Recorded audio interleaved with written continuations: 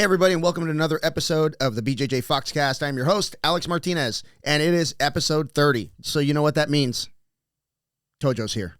I don't know why I fucking said that. But, yeah, episode 30, man. Just got to pad the record for Colin. That's it. That's it. Yeah, Colin, you've been called out.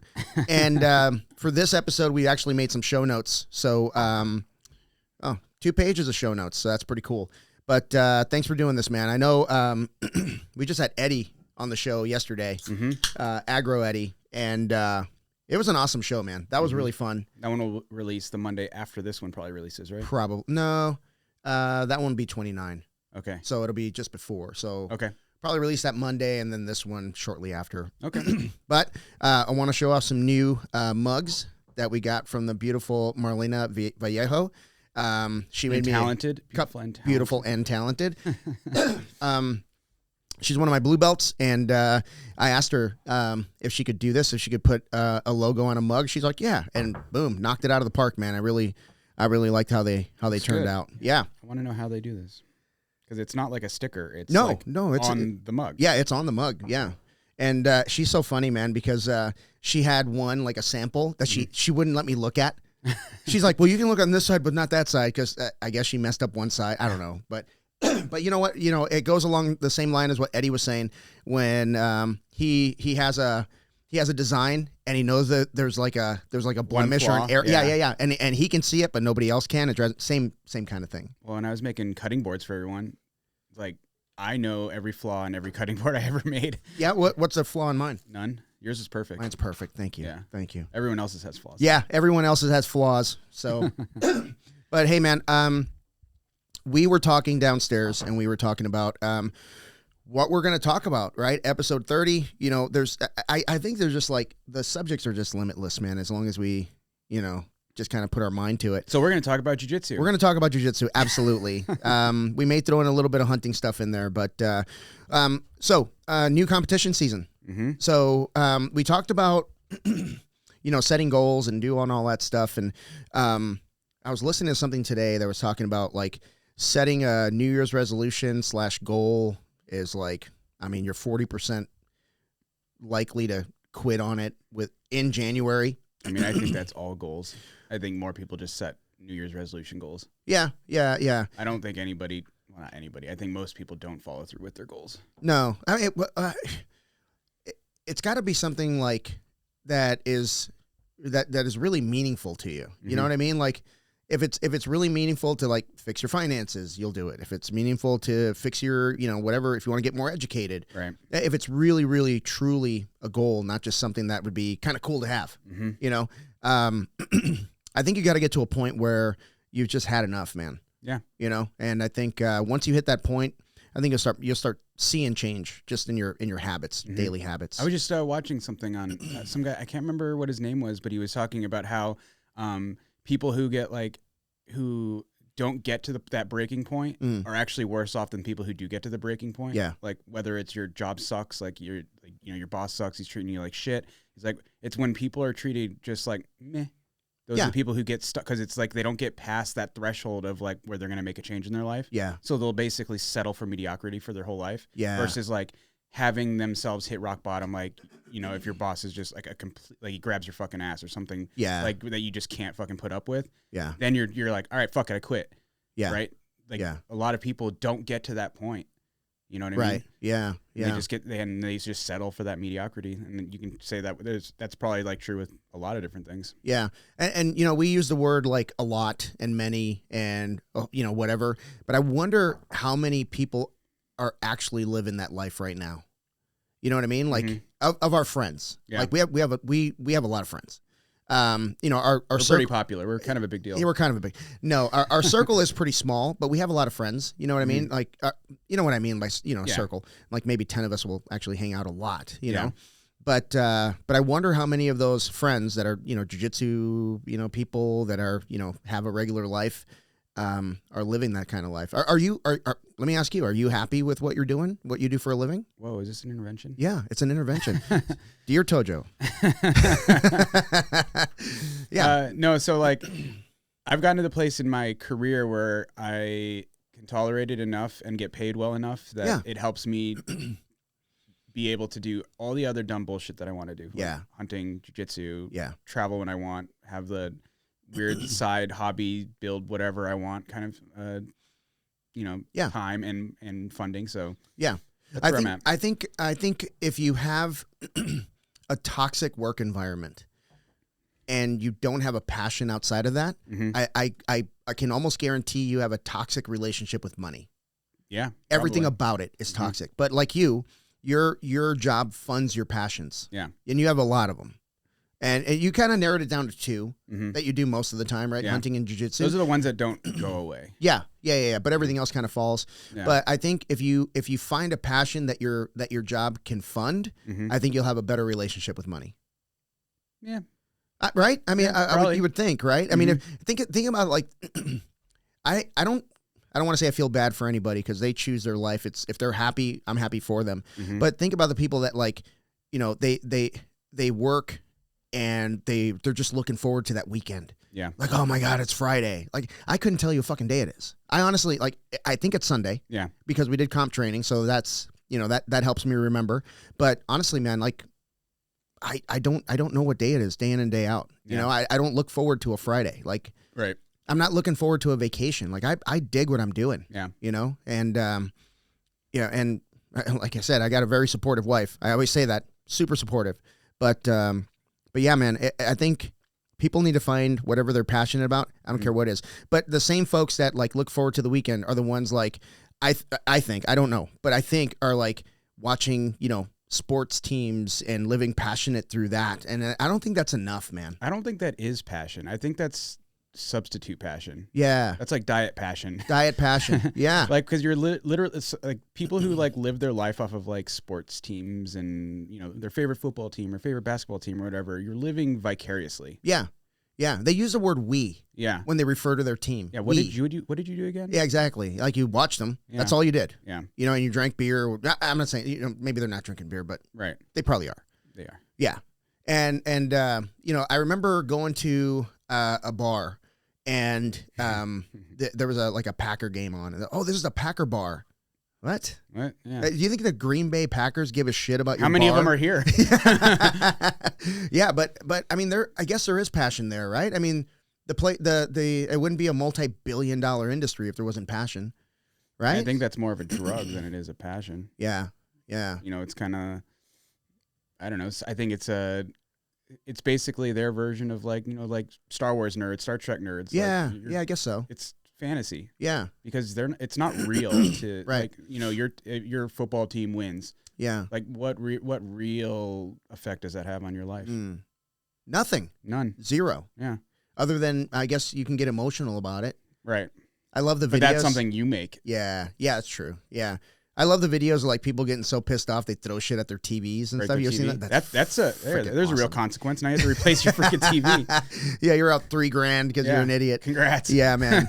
Yeah, but going into the new competition season, I wanted to talk about a few things, and the most important thing, in my opinion, other than just showing up, obviously, but training partners. Mm-hmm.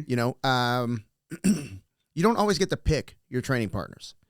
Right. They just kind of show up. I mean, you may have one or two that you choose to train with. Like I choose to train with you whenever you're around. Mm-hmm. But half the time I'm like, I take the opportunity to kind of mentor, a white belt or a blue belt or whatever. Mm-hmm. So I'll drill with them and stuff like that, kind of feel them out. Yeah. And I don't really, we talked about this, we talked about this a little earlier, but we talked about showing up even if you're not competing. Mm-hmm.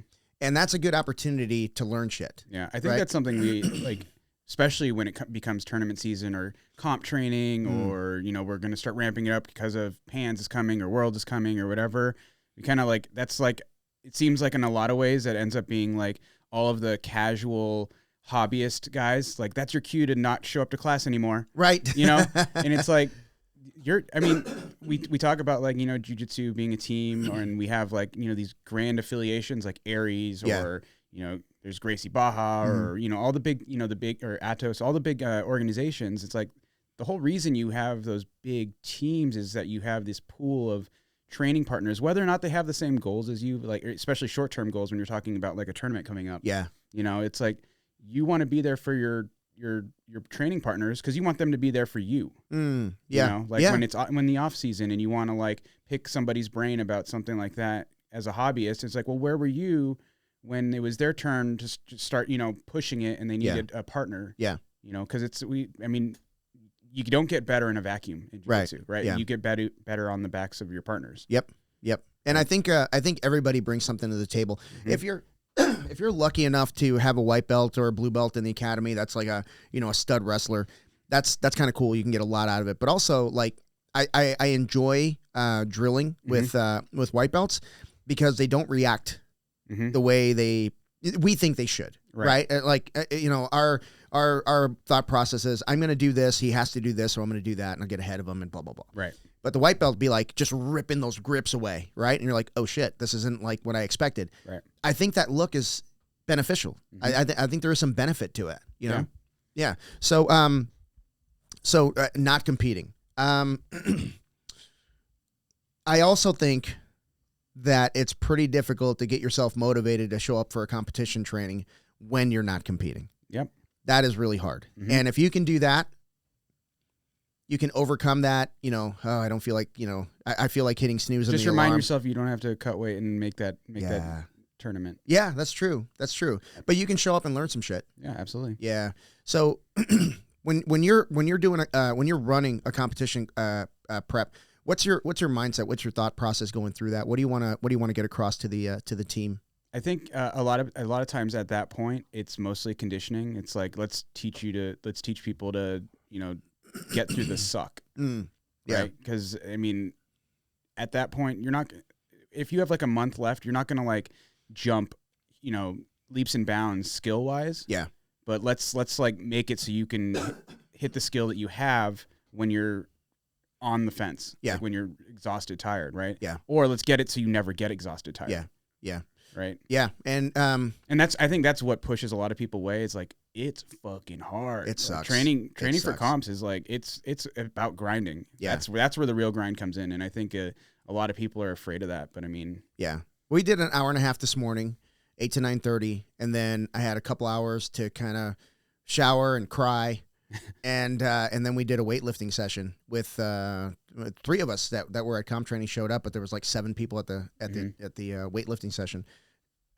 And that, to me, I don't know that I got anything out of the weightlifting, honestly, because my body was just like so tired. Yeah. And but I use it as an opportunity to get like a mental rep, right? To get through that suck fest and really, really, dig deep and get through it. It's not gonna look pretty, but I'm gonna get it done. Yeah. And Vin was, trying to correct my form and trying to, do this or that. And I just looked at him and said, I don't need to be talked to right now. Just push me, like move my body. Don't fucking say a word to me. I was there. Yeah. Like it was pretty bad. But but we also talked about, let's see, aren't competing, how to be a good training partner. Yeah. That's a really good subject, man. Yeah. I love that. I always feel like, and this is hard to train. This is hard to learn. It's kind of like learning how to flow roll. Yeah. That's difficult. Yeah. And it's not something you can like really teach. No, you gotta feel it. Give platitudes, but like none of it is like, it's not like, you put your knee here and you put your arm here. Yeah. It's not like that. There's no like direct skill development other than like learning how to gauge effort is kind of what it is, right? Yeah. I think the hard part, like when I'm flow rolling with somebody, I feel like some people use the flow roll as their opportunity to kind of move for 5 minutes, and they don't allow you to move for for your portion of the time. Yeah. So then you got to almost impose your will, and then they impose their will, and then it escalates into a real round. Escalates into a round. Yeah. But yeah, finding the right training partners is impossible, in my opinion. You can develop a really good training partner. You can develop into a good training partner, right? If you find somebody that's like at your skill level, of course they understand the deal. Like they know how to conserve energy. Yeah. They're not going to fight you during warm-ups, but I think being a mentor and working with blue belts and white belts, I think there's a lot of benefit to that on both ends. Yeah. Right. But let's see. I mean, a lot of times working with like someone who's less skilled than you, especially if they are more athletic than you. Yeah. Like, I mean, being like in the master's level, like you and I both are, working with like the adult blue belts and white belts is good practice in itself, because I mean that's kind of like the whole idea of like jiu-jitsu, right? Is being able to like use technique and not necessarily athleticism. Yeah. Right. So you can. There's like you really don't have any choice in those kind of matches where you're like, I'm outmatched athletic wise. Yeah. In a lot of ways, right? So I'm gonna have to like fall back on my technique, and it kind of forces you, right, to really only focus on good technique. Yeah. And there's a time to coach, and there's a time to mentor, and the difference is this. And I freaking hate when people do this.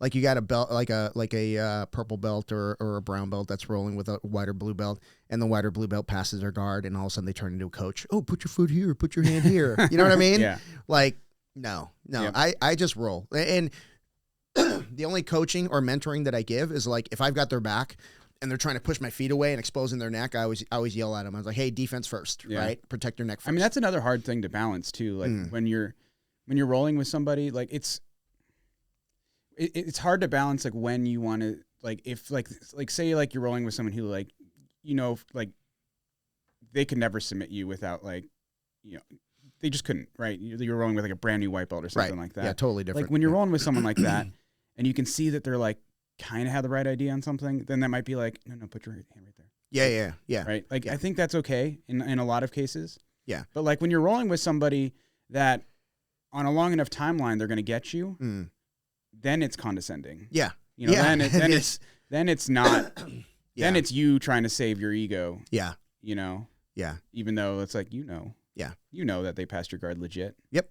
And if somebody gets like really close, I always go like, hey, that was a good job. Yeah. And then we just keep going. Like I don't try to stop them. Oh shit, you got me. Yeah. Yeah, I don't try to stop it. And maybe I'll give them like some tips after the round is over. But again, as a higher belt, when a lower belt passes your guard, that's a good opportunity to practice recovering your guard. Yeah. Yeah. Just shut up and keep rolling. Yeah. That's really, I don't know. I'm on the soapbox, but whatever. It's ego's tough, and I think it comes and it goes for a lot of people. Like, and it comes back, and then it goes away and comes back. It's like I think that's one of those things that you got to like practice keeping down. Yeah.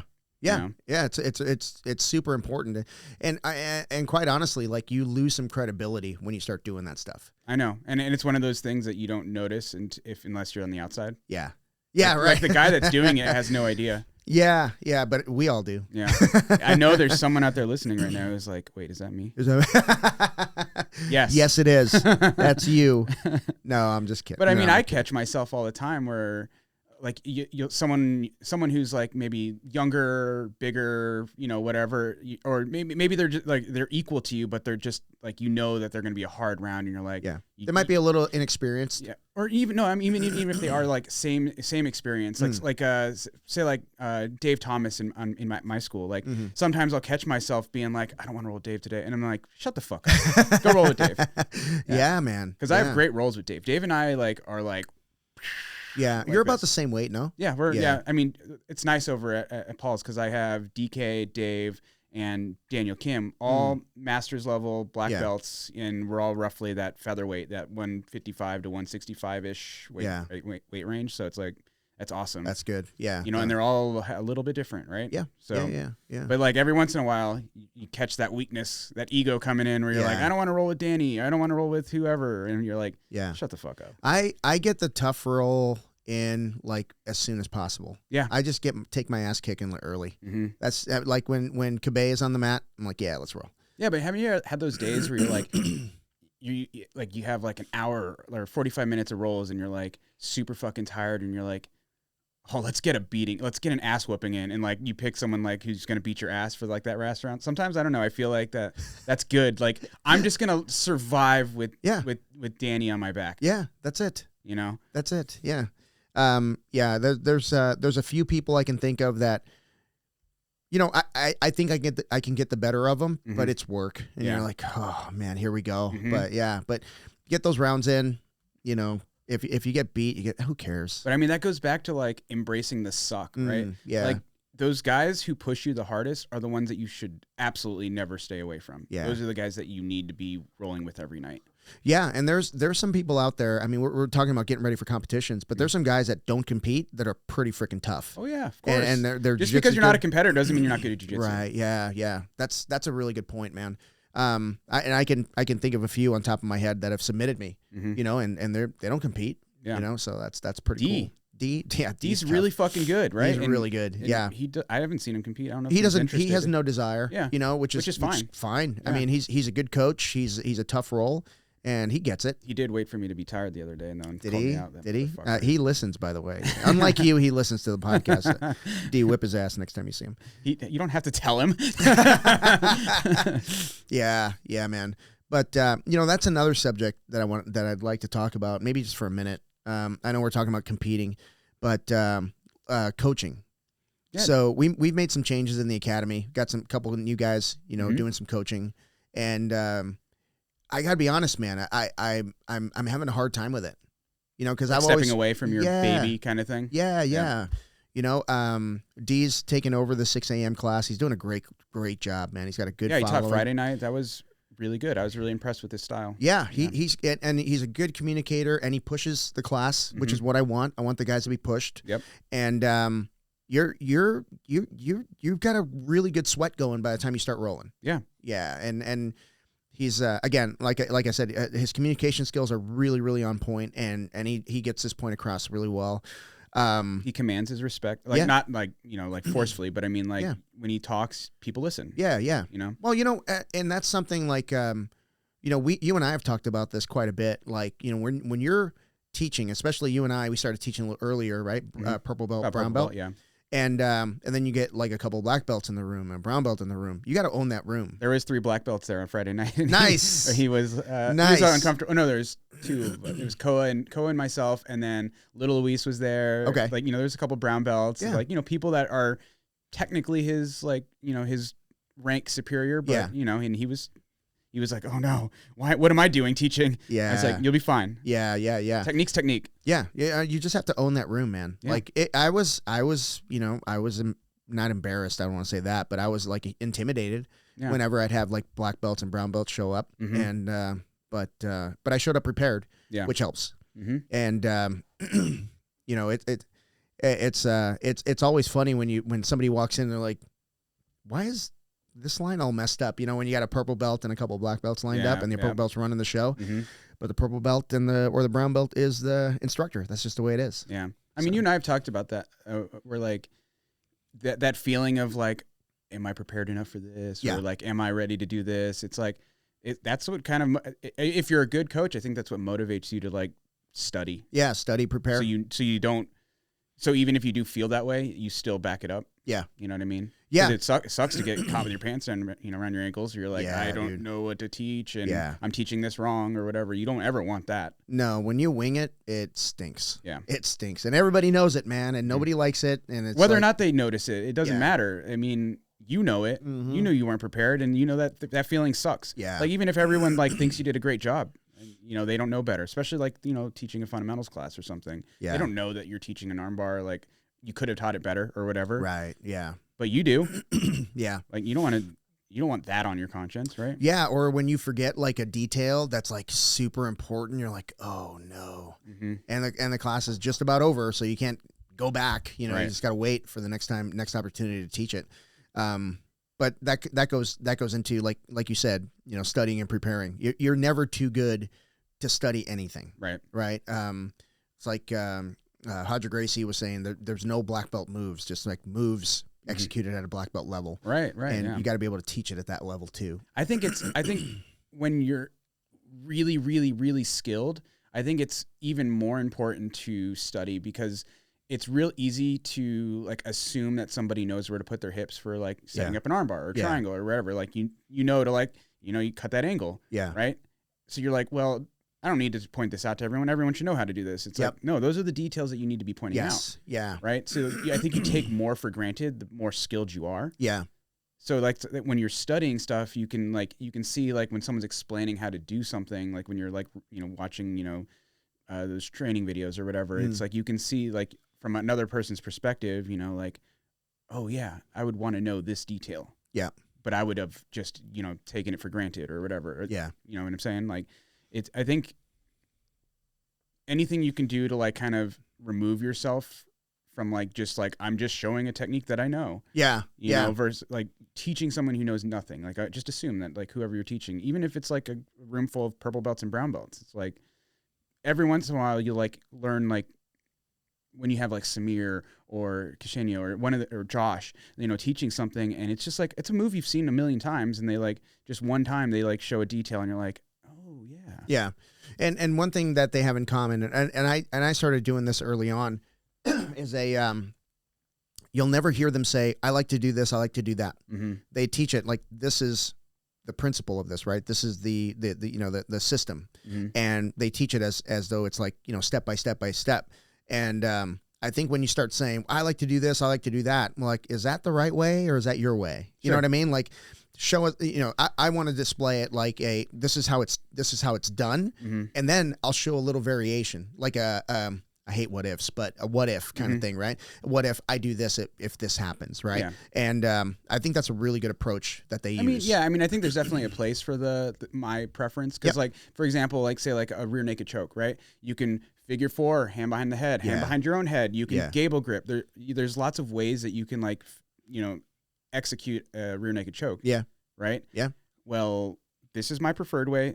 Here's some options. Mm-hmm. Yeah. Or here's some options. This is my preferred way. Yeah. Or whatever. Right? I think there is there's a time place and a place. for it. And I think if you are going to be that person who is going to be pointing out, you know, their preferred way, you better have a good reason. Yeah. Oh yeah, absolutely. You know what I mean? Or it better come from a lot of experience. Yeah. Yeah. Like anytime I do that, I'll explain why I like this better. Like every time I grip like this, I end up having to like really try to focus on keeping that grip or whatever, you know, whatever the case may be. So it's just kind of like, if you're going to be pointing out stuff that's your preference, you better like show that you put some thought into why that's your preference. Yeah. Yeah. You know? Yeah, man. And so I don't know how to segue, but I'm gonna. So we were talking about our first beer. Beer. So we're talking about our first competition. What to expect in your first competition. What comes to mind when you think about your first competition? What's the first thought? The anxiety. Anxiety? Yeah. I think a lot of people, especially like right after a class, they're like gung ho. You got that, you know, the endorphins going from a hard class. You're like, hell yeah, I'm gonna go sign up. And then like the closer and closer you get to the, you know, that day, that anxiety, especially that last week. Yeah. Right. When you start petering off your training a little bit. Yeah. That anxiety starts coming in. You start thinking about, like, you start visualizing. This is how it goes for me. Like, I'll start visualizing. I always think about that. Like, if I'm ever in a situation where I need to escalate my heart rate without having to do anything, I'm like, I know exactly how to do it. Just imagine, you know, competing. Yeah. You know, that slap bump, that's when it's go time, right? And there's no turning back. Yeah. I mean, there is, but not really. Yeah, for me, I think about my first competition. I remember it like it was yesterday, but it was like walking into the venue, and I'm like 2 hours early or something ridiculous, but a couple hours early, and I remember walking up, and I walked up to Jeremy, and I was like, hey, what do I do? I had no idea, and he's like, oh, let me walk you over, and this is when they had they were setting up the test scale. It was around the corner. It was like in that back corner. And so he walked me over there, got me on the test scale. He goes, okay, your weight's good. And then, you know, at that time, I don't think they had the screens yet for the local tournaments. Oh, they had I think you started competing shortly after I did. Yeah. So, and that's when they had like that the little flip flips. Thing. Yeah.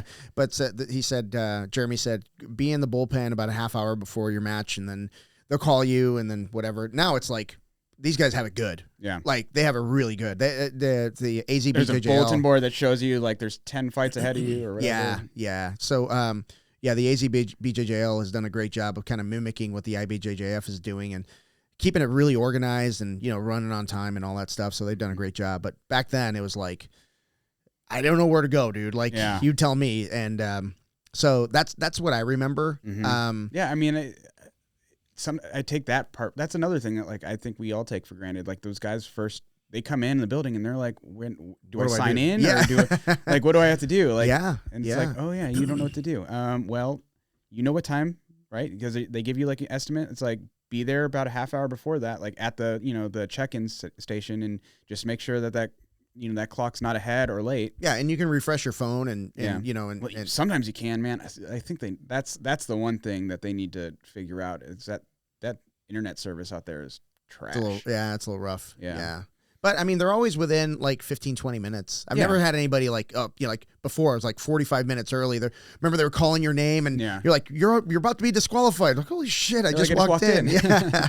Yeah, man. So that was pretty wild. The only time, there was a tournament here locally. I think it was like a World League tournament where they were disqualifying a bunch of people for showing up late when they were like running super early, like not even like 20 minutes. It was like an hour. I remember they had the UAE tournament at that might have been it.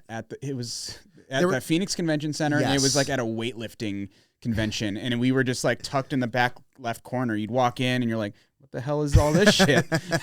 A bunch of was it like spray tan and all that stuff like weightlifting? Wow. Oh yeah. And they had also had some sort of like strongman competition too that was a little closer. Yeah. But like I said, like the tournament was in the far back left, and I specifically remember some of our teammates getting like DQ'd for not being there 2 hours before their scheduled time. That's stupid. Like, what? Yeah, that's just stupid. Yeah. Yeah. Not understanding what to do in the bullpen is big. You can't super hydrate in the bullpen because you might have 2 minutes, you might have 45 minutes, depending on what happens in your bracket, right? Yeah. There could be an injury on your mat. There could be... Plus, none of that fucking matters, man. It doesn't. Like, the water you put in your stomach before a match is just going to make you have that rumbly tumbly, you know what I mean? Yeah. Like, it's like, if you're cutting weight and being that dehydrated, maybe you needed to go up weight class, or maybe you needed to cut weight earlier, or, that there's a lot about that, too, you know what I mean? Like, you can't just, like... be sitting in a salt bath and expect to hydrate like in the tent. Like most of the time, I think once they call you into the bullpen, you usually only have like 10 minutes, maybe. You know, it's pretty rare that you have to sit in there for an hour like you did at Nationals. Yeah. Yeah, that sucked. That was bullshit. Yeah, that sucked. I mean, it happens. It happens, whatever. I think more often than not, when I'm in the bullpen, it's like, all right, here you go. And then Matt coordinator comes. He's like, "Are you Alex?" "Yeah." "All right, let's go." Yeah. I'm like, "All right, I guess I don't get to chill here for a little bit."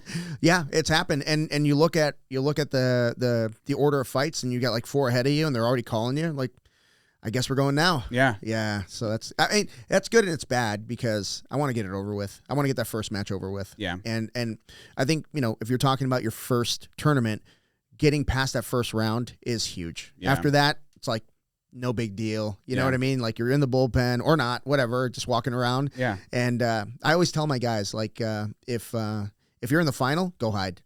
Yeah. Make them find you. What are they going to do? Have the final without you? Right? I mean, I guess. I mean, I'm like, just fucking be there. You know they want you. Yeah. No, I'm not saying like leave the venue. Yeah. I'm just saying like sit in the bullpen, chill, completely chill out. Don't be like, is it me? No, they'll call your name. Yeah. And they'll call your name several times. I mean, you're not getting disqualified if you're in the bullpen. Yeah. Yeah. I mean, maybe, but doubt it. But if I'm in the final, I'm never by the mat. Yeah. Hell no. Oh, Hell no. Oh, I hate that. Like the guys who just like, especially when they lose. Yeah. And they want to fucking hang out there all day. It's like, I don't want to go back. Yeah. Like, bro, I saw you lose like 20 minutes ago. Go home. It's over. Yeah. Let it go. Go get your beer. Go get a pizza, man. Yeah. But, that's another thing, man. Like, this venue is way better than Phoenix College. Oh, yeah. Because, I mean, we had, there wasn't anything around there. Yeah. I mean, sometimes the food truck, the beignet guy would show up, and that was cool. Real limited. It was like they had like this snack bar, which was like literally just like M&Ms and Skittles and bullshit. Yeah, like inside the venue. Yeah. And then there was like, what was it, like funnel cake or whatever?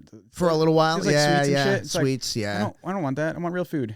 Yeah. And then, and I think something that we've lost that, I don't know. I don't know if it's a good or bad thing that we lost it, but the after parties were freaking awesome. Yeah. Yeah. I'll go back and gorge yourselves. Yeah. And we would take over. Remember, we would just take over a bar. Yeah. Bogies. And then there was that pool place that we went to. Last round?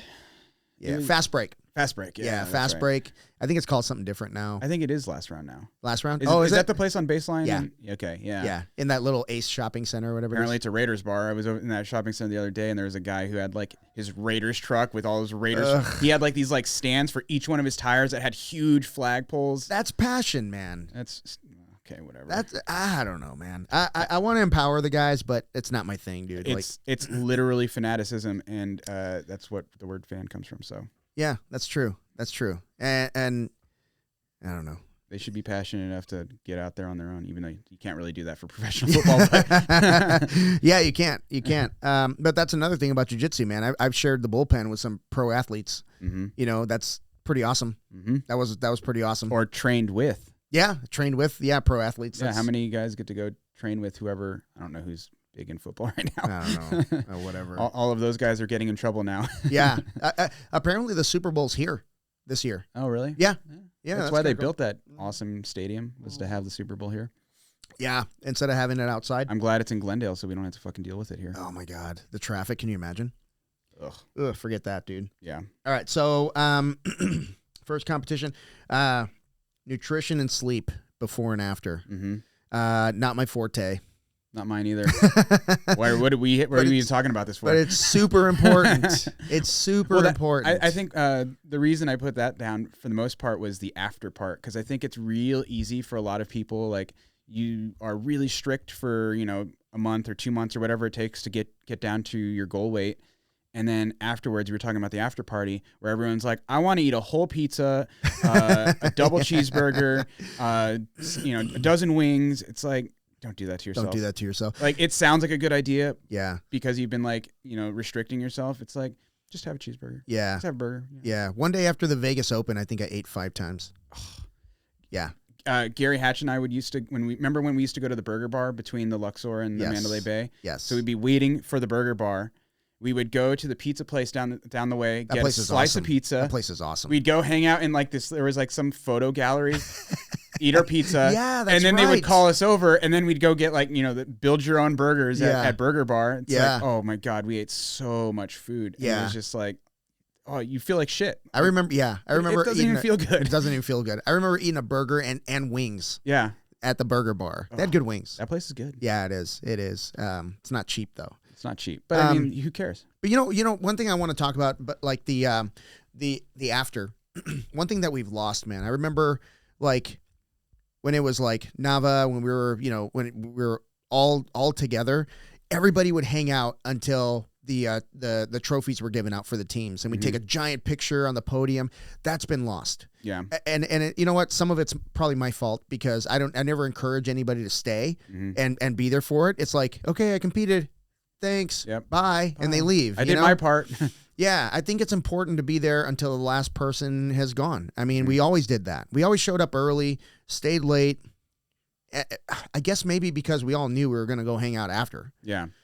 And the after party, man, I mean, it started after 9 o'clock and it went until the place closed, but I think that's something that's been lost, man. I used to take the Monday off after tournaments. Yeah, me too. Because I knew, because I mean, that was back when there was 2-day tournaments. Yeah. I mean, a lot of times they're 1 day now. Yeah, Saturday. Yeah, get it which all is done. Even easier. Perfect, man. Right. Phoenix Open even got it done in 1 day. Yeah. So I mean, I think everyone should hang out. Yeah. Or at least go eat. Go do your thing, and then come back. I get it. Honestly, the Bell Bank Park is really it's a really nice venue, but it does suck that it's so far away. From most people. Not for me. For the real people. Yeah. Most schools are... It's certainly not central. Yeah. It's not central by any means. Yeah. On the side, and it's not even just East Mesa. It is East Mesa. East and South. I don't think you can go any farther east or south without being in You're almost Florence. Queen Creek, right? You're almost Queen Creek. Yeah, it's way out there, man. Yeah. Which is definitely it's a trek for I mean, we got schools in, Goodyear, Glendale, they're driving an hour or more to get to the venue. At least an hour. Yeah. And we want to go have fun somewhere in the East Mesa part, and then they have to drive home? Yeah. No, that's not a good idea either. Yeah, that's true. So, I mean, it was a little more convenient when it was all more central, I thought, for that kind of thing. It's a little more realistic. Yeah, we would go, the tournament would be in Phoenix. We'd hang out Tempe-ish, and then everybody head home. So, yeah, I'm kind of bummed that that's not a thing anymore. Plus, everyone got old. Yeah, we got old. Yeah, and the new generation has not picked up the baton. Soft. Yeah, man. So let's talk about nutrition and training and sleep before tournament time. Yeah. And, I want to talk about, people thinking they have a choice of what they want to do. I think that people go into, I want to compete because they get inspired by being at a competition and seeing the team and everybody's cheering and like, I want to do that too. And then they want to lead a regular life. Yeah. So here's how I put it to people for their first competition when I don't think they're ready. I always tell them there's going to be 2,000 competitors in that building. At least one of them is going to get seriously injured. Yeah. Someone's going to get hurt. Yeah. It's a combat sport, man. And you're doing takedowns and you're doing, it would be a miracle if a tournament went off without someone getting injured. Yeah. I mean, a couple of my guys have done takedowns on people and dislocated their elbows. Yeah. It's been two different guys. Yep. Post and sorry, man. But, my job is to make sure that doesn't happen. Yeah. And the only way I can control that is by saying, hey, maybe you should wait at least a year, get some time under your belt, literally. Mm-hmm. And we can kind of evaluate, what's going to happen. Because there's a tournament local like every other month. Yeah. So you'll get an opportunity. Mm-hmm. But until COVID happens. Well, that's different. I mean, you can't control that. Yeah. But I think there's this thought that people have that they can choose to play video games, sleep in late, not show up for training, not eat right, not hydrate, and then cut a shitload of weight and make weight and then go in there and compete. I think a lot of people think that cutting the weight is like the more important part. Yeah, that's where like all they focus on is like just cutting the weight. Just cutting the weight. But they're not like training. Yeah. Or vice versa. They're not training seriously. Yeah. Right? Mm-hmm. I mean, a lot of the injuries that I've seen from my students have come from not being conditioned properly. Mm-hmm. And conditioning, I'm sorry, but that's not going to happen inside a competition class. You should be in shape to handle that class, period. Yeah. I'm not there to get you in shape. That's something that you can control. That's an effort. That's you against you. Right? And which is that sleep and nutrition part. Yeah. Really. Yeah. For the most part. Like if you're, staying up late drinking, like who said that? It was like when you stop saying that I can't train in the morning because I was drinking last night and say I can't drink tonight because I'm training in the morning. Yeah. That's what I told Vic. Yeah. Yeah. He didn't like that answer. That's fucking reality. That is absolutely, man. And if you think that you can lead a regular life and be a competitor, you're absolutely wrong. And well, I don't think we should say lead a regular life. You just got to change what your regular is. Yeah. That's true. If you want to be a competitor, like look at like Sierra. She trains. She's at the gym lifting, and she goes to bed early, wakes up early. Yeah, that's all she does. She that's her regular, though. That's her regular. It's not my regular. I'll tell you that much right now. Yeah, but you got a lot of other shit going on too. I mean, your regular's very, very much strenuous. Compared to other people's regular. Other people's regular is like watching football. And right. Well, that's what I'm saying though. Is like don't say like, you can't do the regular. Just make your regular more intense, or make your regular be what makes you ready for a tournament. If that's your goal. Yeah. Right. Because like we talked about earlier, it's like that's not everyone's goal. But if your goal is to compete, your goal should be to compete well. Yeah. Like, right. Anybody can fucking sign up, make weight, and just go out and do nothing. Yeah. I was talking to Sierra about when I was in junior high and high school back in the 1920s, and we had newspapers back then. But if you wanted to see what happened in football or baseball or whatever, there was box scores, right? You have to look at the box score, and they probably still do that shit. I don't know, but there were write-ups in the newspaper about local high school events. Yeah, but you can only there's a finite amount of paper, so the write-ups were really small, right? So when I ran cross country, I remember they would have like the top 10, and then they would call the rest of us also rans. Dude, I did not want to be an also ran. You're like, hey, F that, dude. Hey. And not everybody made the also ran. So there was a below also ran? Yeah, there's a below also ran. So I was like... Were they like the just showed up? Yes. Yeah. We don't know if they finished. They might still be running, 35 years later. But it was one of those things that I was like, I never wanted to be that also ran. Yeah. And do you want to be, I mean, I don't know, man. I'm not happy just showing up. Mm-mm. I want to win. I sacrifice way too much to be like, oh, I'm happy I got third. Right. F that. Or not podium at all. Right. There's some people like, I remember like, I've heard people say, oh, I got my first win at whatever belt. I'm like, that's no, that's not good enough. Like you gotta think bigger. But let's not, take away from like the people who like do put in the hard work. Mm-hmm. They make weight. They go give it their all, and they're out the first round. That fucking happens. It happened to me. Fucking happens. It happens to me. Right? Yeah. And when that happens, like, I mean, most of the people didn't even bother signing up. 100%. Right? So there is that, right? Yeah. But that's not the goal, right? Don't ever let that just be the goal that I just want to compete. Yeah. I guess I said it incorrectly. You're right. Yeah. You know what I mean? Because like, there is a lot to be said for like signing up and getting out there. Yes, because that's absolutely that's outside of most people's comfort zone. Yes, but signing up, getting out there, but and I talk about this all the time in the podcast. I don't think about outcome. I think about process. Sure. Like if I fell in love with the process. I mean, I love the grind. I love every bit of it. I haven't even podiumed at Master Worlds yet at Black Belt. But that's like. I don't just want to see who's in your bracket. I don't care. I want your bracket? I want them to pack their shit and leave the bullpen because of me. But like my goal is to win it. Yeah. Podium it would be nice, but that's not the goal. That's not the goal. And like I don't have any regrets, man. First round, fifth round, I don't care. Like if I go out on my shield, man. Yeah. But it has nothing to do with what I did that day, and everything to do with what I did the 6 months prior. Right. Right. There is no also ran. Right. Fuck that shit. Yeah. No, I feel you for sure. Like I said, that's never the goal. Yeah. It shouldn't be the goal. Just stepping on the mat should not be the goal. But just for the people who like, have been there and have, fallen short, it's like, don't sell yourself short. Yeah. Because it is a big accomplishment stepping out there. But you also have to ask yourself, did you do everything possible? Right. Did you? Did you really? Right. And then that's the thing. If you ask yourself that question and the answer is yes, then, good on you. Someone got the better of you. Yeah. Right? That's cool. I'm totally good with that. It happens. Yeah. I mean, I haven't been blown out, but I've lost. Yeah. Yeah. And it sucks. It sucks. Yeah. I don't know if I've ever. Yeah, man, you see those matches where those guys just get like 30-0 and you're like so bad. Some tournaments have that. What do they call it? Like mercy the mercy rule? Mercy rule. It's like 20-0. They just call it. Yeah. That's probably a good thing.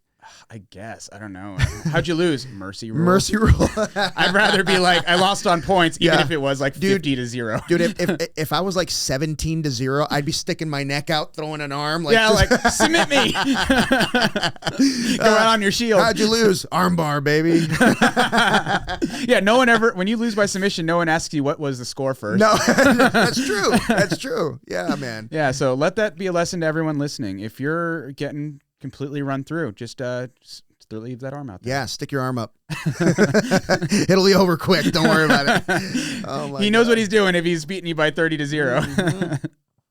Yeah, I think I saw AJ once, man. AJ was beating a guy. Alizar? Yeah, he was beating a guy at Nogi Worlds years ago. It's like Dale City, like outside of San Francisco, and it was like 24-0, and he submitted him at the end, like before the round was like. Seconds before the round ended, he submitted. I was like, "Oh, that's a rough way to go, man." Yeah, but at least he lost by submission. Yeah. But you know what? Like, I tell people, I say this to Sierra and my other competitors all the time. If you have a bracket of like 200 competitors, like 150 of them don't belong there at all. Yeah. 30 of them are there because, Yeah, or I think what you mean by that, like they didn't put in the effort to be there. Yeah. They just signed up. Yeah. That's what I love about the World Championships at Black Belt Adult. You have to earn it. Yeah. You have to do the opens and gain points or be a previous winner of the World Championships. Yeah. And you have to earn that spot. So every round, dude, is amazing. Do you think they're ever going to expand that into like brown, purple, maybe blue?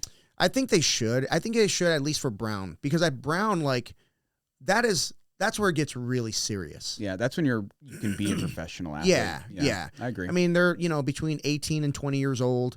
They're knocking on the door of black belt. I think they should have to do, especially for like pans and worlds. Yeah, I think you should earn your spot. Yeah, because again, there's a lot of people that just sign up. Cool. Yeah. Now you got a 200 person bracket. Okay. Yeah. How many of those really put in the effort? Yeah. It's unfortunately there's some guys that can get away with it. they're so talented that they'll get to the quarterfinal or semifinal. That's true. But I mean, those are just few and far between. Yeah, I mean, and then sometimes those guys, like just a regular guy, just maybe he's like not super talented, but sometimes if you're especially at black belt, like I mean, you put in time to be a black belt, right? There's skill there. Yeah. They can catch you. Yeah. If you're a 20-year-old black belt, you've been training since you were a child. Right. So there is no. If you're a 20-year-old black belt, you're still a child. You're still. Well, I mean, you've probably been training since you were 6 years old. Yeah. Right. And that's, you put in the time. There's no doubt about it. I mean, little Luis is a perfect example. He'd been training since he was little. He's 19. Yeah. 19, brown belt. So, yeah, I'm super proud of him. Yeah. He's on that road. Yeah. And he'll always beat a little Luis. Well, yeah, because his dad's big. Luis. I don't think he's ever going to be that big. Yeah, and then we have American Luis. Yep. Yeah, we're not calling him Brazilian Luis American anymore. citizen Luis. Yeah, he's nationalized, so we have another Luis. Studying your competitors. What's your take on that? I mean, if you're doing a fight to win, like a single match, sure. Okay. Tournaments, there's no point. Yeah, because you don't know. I mean, just don't know. What's the point? What's the point in studying and preparing for the first guy in your bracket? Zero.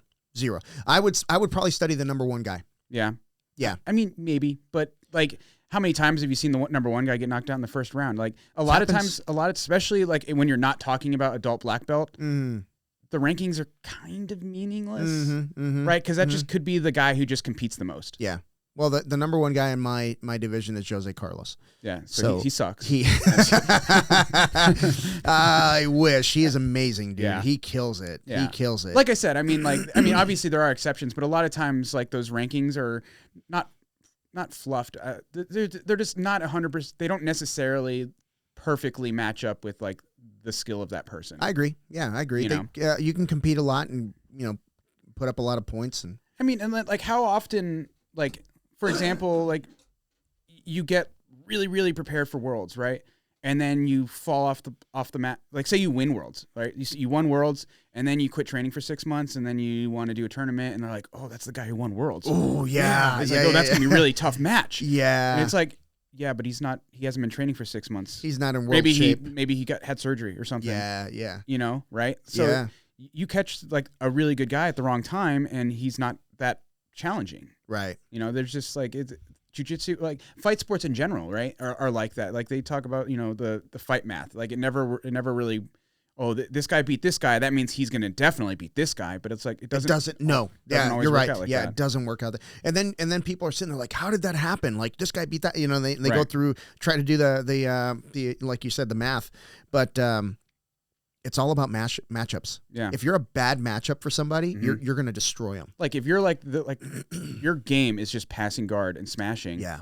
And then you roll with another guy who's just like he's well rounded, right? He's got a pretty good guard. He's got a pretty good top game. You're going to smash his guard. Yeah. But then you roll with the guy who has like an unpassable guard. Right. Now you just, Yeah, you met your match. Yeah, unmovable object just met, unstoppable force. Unstoppable force, yeah. But, or if you have somebody who just flat out wins scrambles, no matter what. Okay, you lock them down. No more scrambles. Right. There's no win there. So, yeah. Right, but yeah, style matchups are definitely a thing too. Like, I think that's way more important than ranking. Yeah. Like fighting someone who has a really good unpassable guard and knowing that is definitely more important than knowing that he's ranked number 1 or 2 or 3 or whatever. Yeah. Right. So the ranking thing is meaningless as far as like, what does that mean? You're going to fight the number 1 guy? Oh, that means I have to train harder. It's like, what? No, you should be training as hard as you can, period, right? Period, yeah. If that's your goal is to win, right? And it should be if you're going to compete, your goal is to win. Like, my goal isn't to just compete, right? We just talked about that, right? No, also ran. Right, exactly. That's it. But I mean, yeah, for tournaments, it's kind of silly to like, and with that style matchup, so say you're trying to maybe you are fighting the number 1 guy, and say he has like an unpassable guard. So you're like, I'm training passing guard. He's going to pull guard, and I want to smash through his guard and stay on top. Or cool, you do that. Yeah. All right, and now the next guy, he's a top player. Yeah. Right? And now he takes you down, and now you're playing guard off your back, and you're like, I've been only drilling how to pass. Yeah. Not how to maintain my own guard, right? So yeah, I mean, that was a mistake I made at Blue Belt Pans. I trained, pull guard, do this, blah, blah, blah. And I was like, okay, I got it down. Yeah. And the very first match was, I shook hands and the guy grabbed my sleeve and sat. I'm like, shit. Yeah. Here we go. I think it's more important to train how to impose your game in a match. Like say your goal is to get to your guard the soonest, play with people who are guard pullers. Yeah. And like when I roll with Luis, it's like that first like 30 seconds is like the game of who gets that first grip and pulls guard first. Just it's like a game in itself is like who can, because like you have to have a grip. Yep. Right? Before you can pull guard. And if you're the second one to pull guard, well, you better come back up. Yeah, absolutely. And it's really a tough thing. It's like focus on what you can control. Yeah. If you do that, you're going to be fine. Regardless of outcome, you're going to be fine. If you focus on what other people do, if you go in there like, if he does this, I'm going to do that. No. He's already imposed his game on you. Yeah, you have to impose your will. If you started like, I'm training for this guy. Yeah. Right? So if somebody's like a really good guard puller, all right, let's see if he can wrestle. Yeah, and again, that's not to say like if you're doing like these, especially right now, there's a lot of like the super fight things. Like if I'm fighting someone, I'm going to have a game plan for that person. You should. That's smart. Yeah. If you're fighting one person. Yeah. But tournaments aren't that. Right. That's not what a tournament is. There's too many variables. Right. And you don't control that. Focus on what you can control. Period. Yeah. Yeah, that's good. That was good. I'm glad we wrote that one down. Yeah, I mean, I like you were saying, just too many people focus on things that they can't control. Yeah. Yeah. And what's the point? You'll drive yourself crazy doing it. Just don't. And the problem with that is like, I think you end up having that like paralysis by analysis thing where you're going to make tournaments more stressful than they already are. Yeah. And then you just won't sign up anymore. Yeah. And it's not necessary. Right. Trust me, they're stressful enough. Yeah. Like, I think for most people, unless you're like a professional black belt or brown belt, like just get better. Just play. Yeah. Just learn to get better. Put yourself in bad spots. Play guard. Yeah. Play top. Yeah. Practice takedowns, practice pulling guard, like all the stuff. Do everything. Yeah. It's much, much, much, much better to be very well-rounded and be good at all the positions than it is to be like a specialist. Yeah. Because you're going to find a guy who is a specialist against your specialty, and then you're like, well, now I'm fucked. Yep. Yeah, absolutely. So we have a couple other subjects here, previous episodes. So this is episode 30. And you don't watch the show. So, but I've been on 29 of them. You have not been on 29. 4 or 5 max. Maybe 6. But what was your, of the episodes that you've been on, what was your favorite one? I really liked listening to Josh's. Because like that wasn't my path, like, being a kid, and growing up through like wrestling and jiu-jitsu schools and stuff like that. I thought it's just really interesting to see people whose life is jiu-jitsu. Yeah. Or like Samir's. Yeah. Liz Clay's. Like, those are all like, I think it's just, it's you can't change your past, right? Like, so say you're like that 30, 40, 50-year-old guy who's starting jiu-jitsu. It's like, that path isn't yours, right? Yeah. You're not going to be that professional adult black belt, right? Because that ship has sailed. Right. So I think those are like, it's really interesting to hear people's stories that have like committed their life to this sport. Yeah. And the one that got me was when Q was on. We had Q, we had Paul and Junk Bay. You mean the drunks? They were not drunk. They were not drunk. We had a couple beers, no big deal. But when you look at people like Samir, you look at Josh, and you look at Liz, and they started jiu-jitsu like in single digits, like 8, 9 years old. Q was like 15. Yeah, and for him to rise to the level that he's risen to, world championships, all that stuff, that's kind of rare. Yeah, because 15 is a little bit late to the game, right? At 15, 16, or at 15, you get most of these kids are green belts, right? Yeah, and for those of you that don't know, a green belt is literally a black belt that just is not old enough. It's figuratively. Figuratively, yeah. I mean, but literally, they're training at a black belt level. They're competing at a black belt level. It's really impressive to see green belts go. Yeah, as like a master's guy, go roll with a green belt. No, hell no. Yeah, but I mean, And then, you know, in jiu-jitsu, you got to wait till you're 16 to get a blue belt. Mm-hmm. So then, you know, they get their blue belt. And most people have been training 2 years and get their blue belt. Right. They are not the same. Right. They are not the same. So, I mean, and I think that was really interesting because you would think at the level that Q has competed and won, you would think that he's been doing this his whole life, and that's just not the case. Mm-hmm. Yeah, that's pretty wild. Yeah, that was a good one. Yeah. And, you know, and with Q too, it's like I think that speaks a lot to like surround yourself by people who will push you to be the best. Yeah, because like Q's always trained with the best. Yeah. Right. Marcus Antelante kind of got him into it. Yeah, and then you know he and Samir have a relationship, and you know he and Milton Bastos, who's going to be here this month. Yep. Yeah, he's going to be here at the end of this month, which is really cool. All world champions, mm-hmm. and all just studs. I mean. They're freaking good, man. Yeah, I mean, go train at Goodyear. Go see. Yeah. There's a reason. Yeah, there is a reason, man. There's just a ton of talent, and when you're surrounded by talent, you're gonna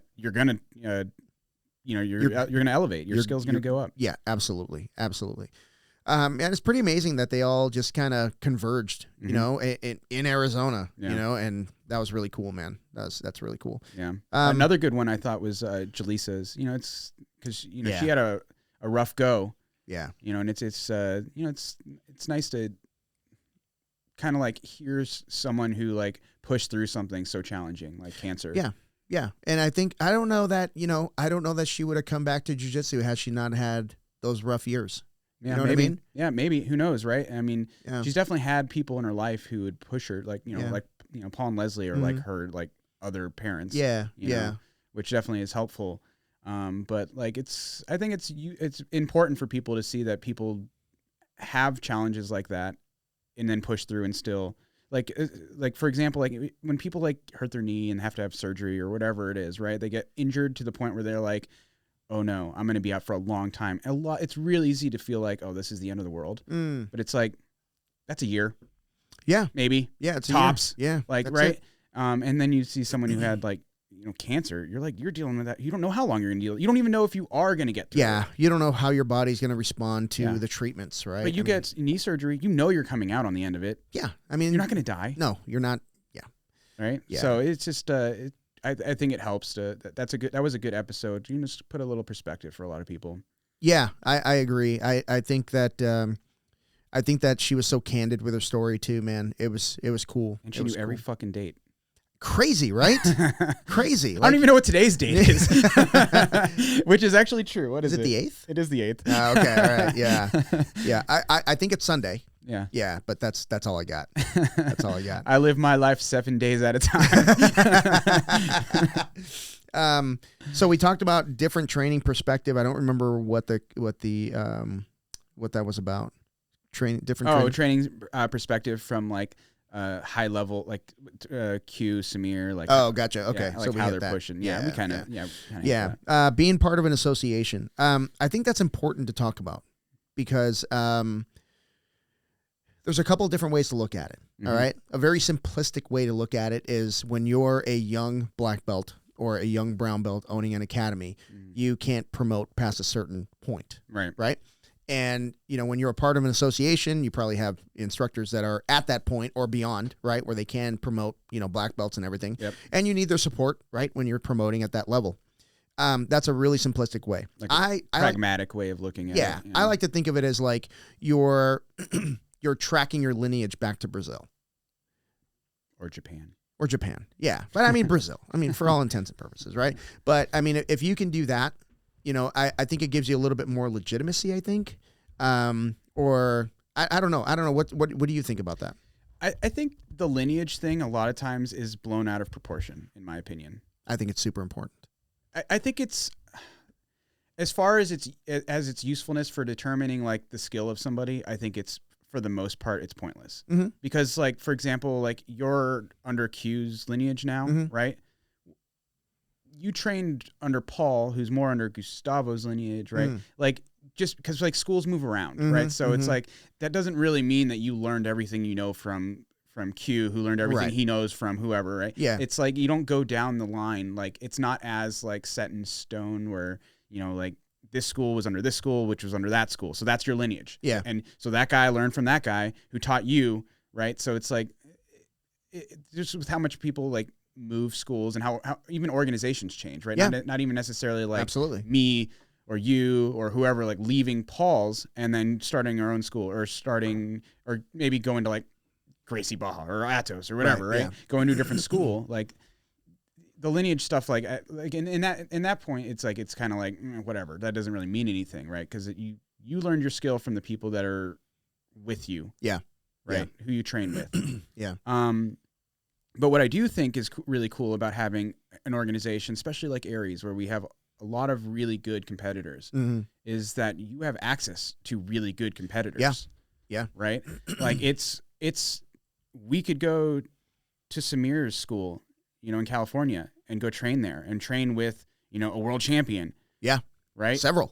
Or, I mean, we don't even have to go that far, right? We got plenty in Phoenix, right? Yeah. But like, I think that being a part of an organization like that, like especially a big organization, like just pick any big, top 10 organizations. You go to any of those schools, you can find, world champions to train with. Yeah. Right. And you have that access. Like we were talking about with like, if you're a fan of football or basketball or whatever, it's like, you don't have any access to those people. You don't have access to, but we whoever. Do. Yeah, we do. We have access to Q. Like if we wanted to, we could go take a class from Q. Mm-hmm. Yeah, this week. Yeah, right? Absolutely. We could go down to Goodyear and take a class. Yeah, or go to Phoenix and train with Edris. Like we have access to a lot of talent being part of such a big organization, right? And now there's other talented schools like. We have Gustavo's schools, right? We have, it's Maracaba with Andre. Like, there's a lot of really talented people, but we don't really have access to not being part of their organization. Yeah. And for me, being an academy owner, because I have access to Q, I got access to Josh. Right. And now Josh is my evening instructor, and I do private lessons with him, and he's an amazing guy. I can't go to Gustavo Dantes and say, "Hey, you got a black belt I can borrow to teach him?" It just won't happen. Yeah. It just won't happen. So, it's a very good point. Otherwise, if you're not part of an association, you don't have that network. Right. So I think it's really important to be part of an association. I think that's the most important part of being part of a big organization. And when you're choosing an organization too, some organizations are less open to that. Yeah. Is something that I've noticed where they like are much more hierarchical. Like where like those top guys, you stay away from them. Yeah. They got their goals and you're not part of it. Right. I've seen that in some schools. Yeah. Right. I think in a large part, Aries is not like that at all. Like there's everyone has goals, right? Especially those, those top tier, adult level black belts and even masters 1 and 2, black belts, all masters black belts. Yeah. Right? But they all have like their competition goals and they're going to try to reach that, but they're not out of reach from like, they're going to do their training, but then you can approach one of them and be like, "Hey, would you mind showing me this?" Or, can I do a private with you or whatever? They're all approachable. Yeah, for sure. Sure. Yeah. It's a really good point you make. And with the exception of Samir, I've been in all of their living rooms, all the top guys. Yeah. What's up with that? Well, Samir gave me crap because he's like, we've talked several times and you keep saying you're going to come up to Modesto and you haven't. I'm like, there was COVID years. Okay. So I get a pass on those COVID years, but I got to make my way out there and hang out with him and check out because his academy's awesome. From what I've seen, I've never been in it, but I hear his academy's awesome. Samir's an awesome coach. Yeah, he's a good coach. So awesome to take a class. Yeah, for sure. Yeah. I love going to other schools, like visiting other schools and taking classes, just because I like to see other people's like teaching styles. Yeah, perspectives are good. Like not even like how they teach this particular technique. Like how do they do warm-ups? Yeah. Do they do warm-ups? Right. Some schools just go right into technique and they use technique as warm-ups. Like, it's just, and some schools like do like a half hour of warm-ups. Some schools do 5 minutes of warm-ups. It's just like, I like seeing what other schools are doing or what other coaches are doing for their classes. Yeah, especially at the highest level, right? Mm-hmm. When you got guys at the highest level, they're probably going to do things the way they've been taught, right? The way they've done it. And you're like, oh, well, this is what the best people in the world are doing. Maybe I should do that. Yeah, or more importantly, like what are the coaches that are putting out the highest level people, what are they doing? Yeah. You know, you see like, what's John Danaher doing? Right. Yeah. You know? Yeah. Let's see. We talked about being a part of associate travel tips. I guess when we're going out for competitions, I've always found that like a group of people in Airbnb is like the cheapest way to travel, but it's like the biggest pain in the ass. I always like having my own vehicle. Yeah. I fucking hate being attached to people. Like if I want to go to the store, I don't want to be like, hey, let me borrow your car, or hey, you want to go to the store? Yeah. I don't think I've ever had a time when we got an Airbnb where I got like everybody's full share. It's like splitting a check after a party at a restaurant. You're like, someone's getting fucked. Yeah, they're lucky I love them. The last person's like, why is my bill $300? Yeah, man. Yeah. But I think like, you know, traveling on the cheap, like the old Vegas trips when people would like 4 people would pile into a hotel. Yeah. I mean, that's just sometimes you just the way you got to do it. Yeah. You know, well, our last Vegas trip, that was hilarious, by the way. You got a room at the wrong hotel. Well, semi-intentionally. I waited too long. What? Yeah, I was gonna get one at your guys' hotel, and I waited too long, and like all of like the like it was all that was left were like the really expensive rooms, and I'm like, fuck that. We're not even gonna be in the room. Yeah. So you paid for a hotel in a different, or you paid for a room in a different hotel with no intention of staying there. Oh, you're talking about the time with Nationals. Yeah, Nationals. Oh, I thought you were talking about Worlds.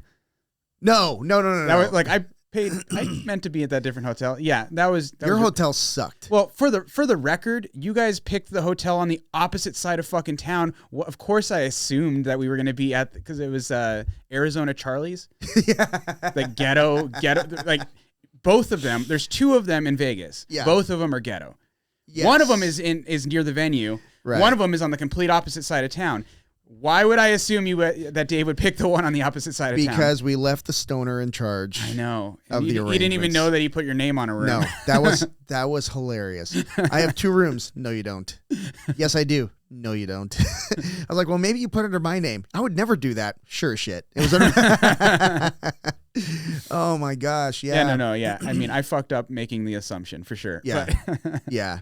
The last hotel at Worlds, your hotel sucked. We had to walk down the fire escape to get out. Yeah, wasn't that awesome? That was like 26 floors, dude. Yeah. We just did circles. We didn't have to. We just would have to. Remember, we used the service elevator the one time because like there was like a line, and like the manager was just like, "It was chaos. Are you guys waiting?" We're like, "Yeah, let's go." Yeah. He took us into this little room, and he told us, "You're not gonna be able to get down this way." Damn it! We ended up going down the fire exit, all 26 floors down. Hey. It was cheap. It was cheap. I didn't stay there. F that. Hey, the room was nice. Was it? Yeah, it's fine. I don't think it was. It was nice enough. I sat in there. It's not a nice room. Did you? I don't think you ever went. Yes, you did. I did. Yeah. It was nice enough. Yeah, it was nice enough. It was the thing that I thought was really funny about the room was the TV was like 40 feet away from the bed. It was just like, why is it so far away? Yeah. Yeah, Amy and I walked into our room at the Westgate, and we're like, who else is staying here? This place is giant. Like, we had a little foyer, you know? Yeah. It's crazy, man. A little wet bar area. Yeah. That was pretty cool. Kitchen. Yeah, I had a little kitchen. Big room. It was good. That was probably one of the more relaxing trips. Yeah. Yeah, because we had very little responsibility day 1. Mm-hmm. Day 2, it was like, okay, we got a couple people going. Day 3, Amy went, and then day 4, it was just me. So I mean, it was just like, if I wanted to support my other teammates, I could, right? But there was like, it was mostly black belts that went. We didn't have a lot of blue and purple belts going. Yeah. So it was like, okay, well, John Cabay and I, we were basically going at the same time. Yeah. So I didn't have to worry about going to watch him. He didn't have to worry coming to watch me support. Yeah. You just do you. I could do me, which was kind of cool. But yeah, that's probably one of the better trips. Yeah. And that all came from like experience, right? Like we've tried several different things. Stay close to the venue. Don't screw around. You don't need to pay $200 in Ubers because you're freaking 10 miles from the venue, and then you got to go out to the strip or go get something to eat, and you're just Uber. No, stay close to the venue. Stay at the Westgate, or there's another one like something sweets like across the way. Master Worlds, it's in my opinion, for me, right, this is just my bullshit, but it's so important to me that I don't want any distractions. I don't want to worry about an Airbnb that doesn't have towels. I don't want to worry about any of that shit. I just want to stay close to the venue where I can go take naps if I choose to, and go watch jiu-jitsu if I choose to. Yeah, it was probably one of the better trips. Where all like not restaurants, but the grocery stores are too. Yeah, in the area. Yeah, because like you don't want to be eating, like going out and eating. It's like, especially like for you, we got there a couple days before you had to compete. It's like those 2 days, you're not like, let's go to Chili's. Like, no, you can't. You can't. You gotta control what you eat. So you gotta know where all of like the actual grocery store food is. Yeah, there was like or bring it. Yeah, or bring it. Yeah, there was like a Albertsons kind of place not too far from the Westgate that we went to and got a bunch of groceries and came back, so that was kind of cool. Westgate always has like refrigerators and microwaves and shit like that, so you don't have to worry about that. Yeah, and we're pretty lucky being like within driving distance of like where most of the big tournaments are, like Vegas and California, right? Yeah. Pans moved to Florida, which sucks, but So bye Pans. Yeah, man. I mean, it doesn't mean enough to me to spend the $600 on a flight. Another $500 on a hotel room because you're going to be there several days. Right. And then spend 2 days of travel when I got a business to run. Yeah.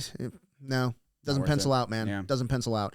I'd rather pile in a car with you guys and, head out to Vegas and drop you off your shitty ass. And there's the guys who like live in New York and they're like, fuck you, we have to deal with everything. All of them. Well, remember we had Pans and Worlds like and adult worlds like within driving distance. So we're a little spoiled. Yeah. Yeah. I guess it's okay that they moved it around a little bit. I don't like it, but whatever. Yeah. At least they haven't gone to like Seattle or Washington, Seattle or anything stupid like that. That's just dumb. I'd rather go there than Florida. Fuck that. It rains there. I don't want to go there. Well, I mean, I guess. In the summertime, I'd be like, hell yeah. Yeah. Yeah. I don't know. I'm not going to Florida. Handle your own arrangements is my recommendation for travel. Yeah. Like, it sucks trying to juggle multiple people. Yeah. But if you're going on the cheap, that's just something you're going to have to do. True. Yeah. There's been several times when, I bang on the door of a room with 4 guys saying it smells like garbage in there. It smells like shit in there. But I'll tell you a quick story. We went to, Kids Pants. That was they had at the Long Beach, the pyramid. Yep. Long Beach State. And Dave Barnes and I shared a room. Dave's good because he's super clean. Yeah. He's super so we shared a room and we got there. He and I drove up together. Chris Academia drove up and Sean, his brother, showed up also, or drove there because the kids were going to compete. Right. Yeah. And Chris was there, take pictures, help with whatever. And long before we ever had an academy, like we hadn't even talked about it. Then. Right. It's like way you weren't before even a black belt back then. Yeah. It wasn't. No, it's not. Maybe purple belt. Yeah. And, so we're staying in this part of Long Beach that's extremely sketchy. Yeah. Like, it's like I stayed in some ghetto places in LA before. Yeah, and I told Dave, I was like, I'm not going to eat after dark. We're not going anywhere. Like, I'm going to go eat now. It's like 4:00 in the afternoon, 5:00 in the afternoon. So we went out, grabbed some food. But before we went, we're like, hey, let's see what Chris is doing. Chris had 3 or maybe 2 or 3 of his kids. And he had Sean's kids in his room. And I remember going in there, and Chris's room looked like he had been there a month.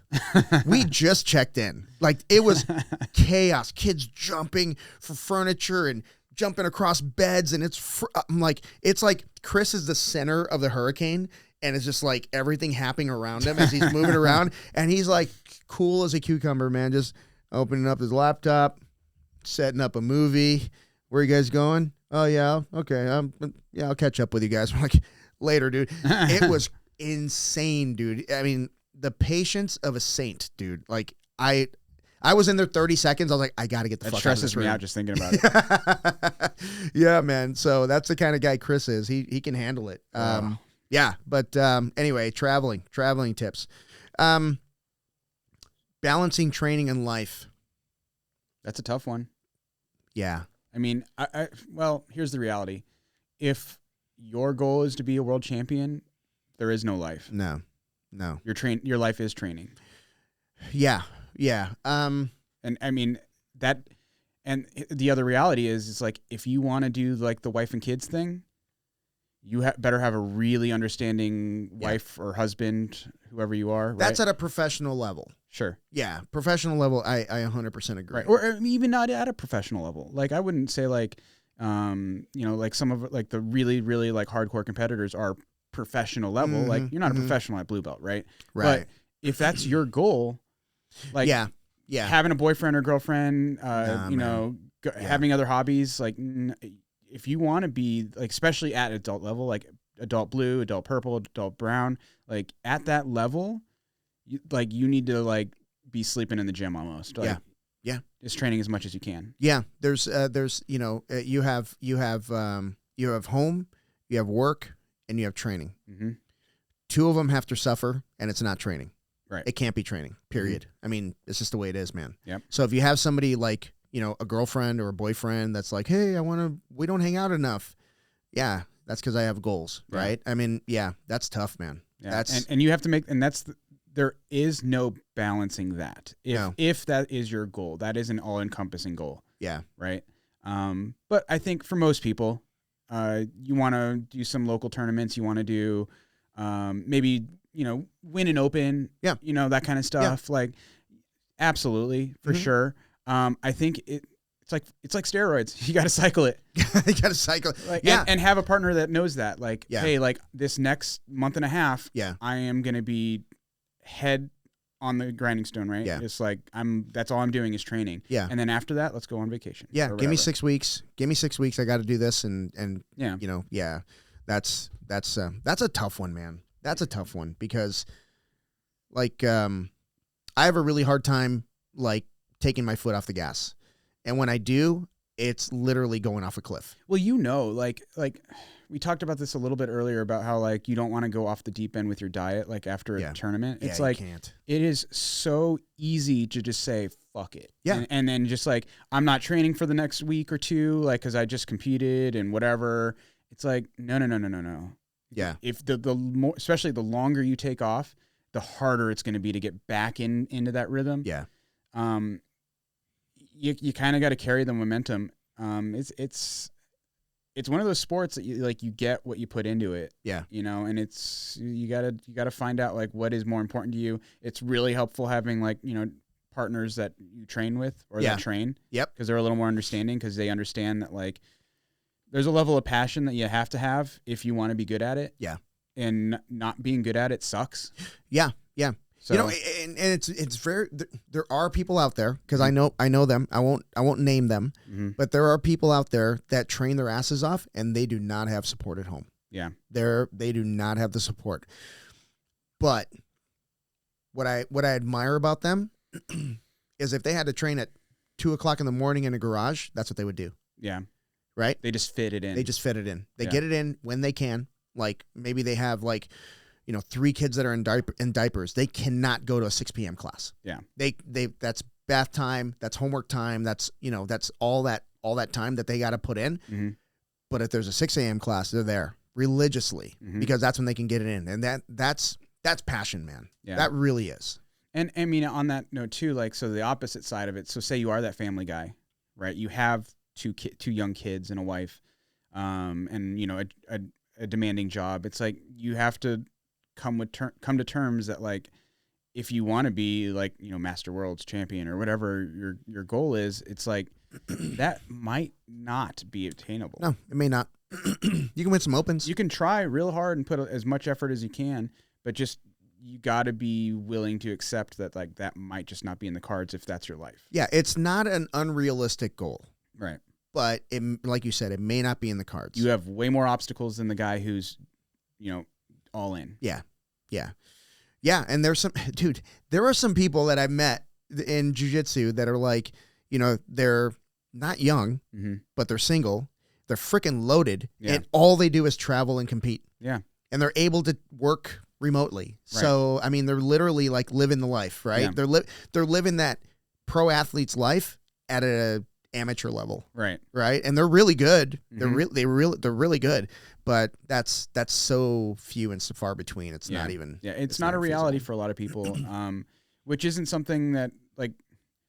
It's like, oh well, just train harder. It's like, well, there is a finite amount of training you can do for sure. Yeah. Right. Like we talk about like train with a purpose and train hard as you can, but sometimes you training with that purpose and as hard as you can. If you have too many obstacles, you gotta accept the fact that like maybe that's just not going to be a reality for you. And that just means your life is just going to be.